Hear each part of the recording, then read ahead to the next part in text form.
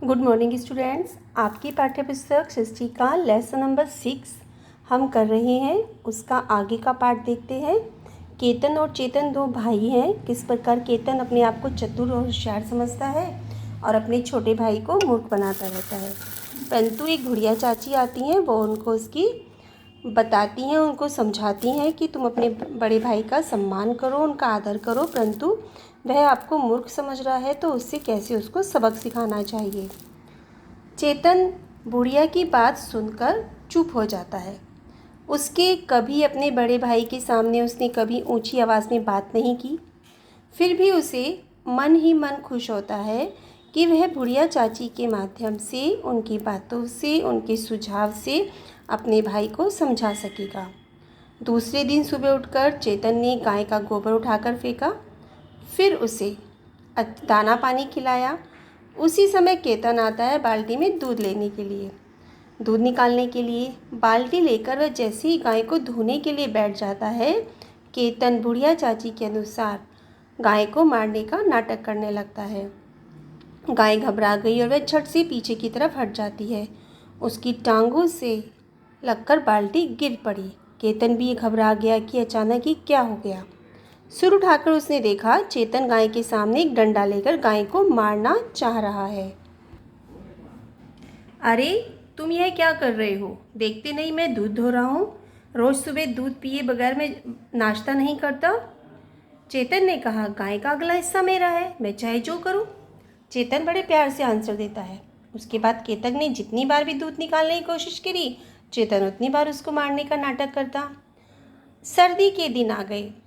रात में खा पी कर केतन सोने की तैयारी कर रहा था। जब वह कंबल लेने के लिए गया तो उसने गीला कंबल जो पानी में भीगा हुआ था दे दिया।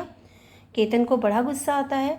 उसने चेतन को भला बुरा कहना शुरू कर दिया, तुमने कंबल क्यों भिगोया? अब मैं कैसे ओढ़कर सोऊंगा? चेतन फिर सम्मान और शांति के साथ बोलता है, दिन के समय तो कंबल मेरा है, मैं भिगोऊँ या कुछ भी करूँ, उससे तुम्हें क्या लेना देना। उस दिन सारी रात केतन ठंड से ठिठुरता रहा। अब वह धीरे धीरे जान गया कि चेतन अधिक दिनों तक मूर्ख नहीं बन सकता। उनके घर के जो पिछवाड़ी का पेड़ था, केतन उस पर अमरूद तोड़ रहा था। अमरूद तोड़कर वह खाता और बाजार में बेचता था। एक दिन सुबह केतन झोला लेकर अमरूद पेड़ पर ऐसे ही चढ़ा।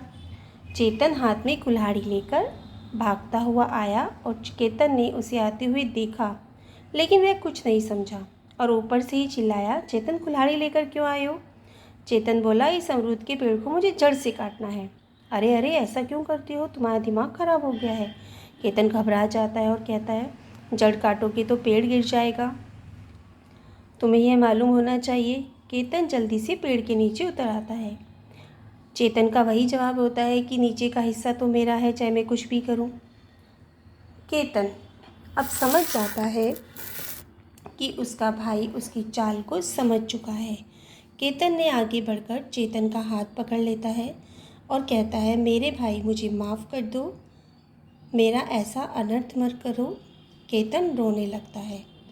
अब दोनों भाई आपस में मिलजुल कर रहने लगते हैं, क्योंकि केतन को अपनी भूल का एहसास हो गया था और सारी चीज़ों का इस्तेमाल वह मिल बांट कर करते हैं। केतन ने चेतन को गले लगाता है और चेतन भी बुढ़िया चाची को बहुत धन्यवाद देता है। तो इस प्रकार विद्यार्थियों, आपको मालूम है कि हमें सज्जन होना चाहिए, सम्मान भी देना चाहिए, परंतु यदि हमारी कोई सज्जनता का हमें उसका लाभ उठा रहा है, हमें मूर्ख समझ रहा है, तो हमें उसको उसी भाषा में आदर के साथ सबक सिखाने का प्रयास करना चाहिए, जिससे कि वह हमारी ईमानदारी को और हमारी सज्जनता को हमारा मूर्खता ना समझने लगे। इस लेसन की वर्ड मीनिंग आपको बुक से ही लर्न करने हैं और क्वेश्चन आंसर का उत्तर निकालने का प्रयास करना है। नेक्स्ट वीडियो में नेक्स्ट लेसन के साथ मिलते हैं। Good bye and take care.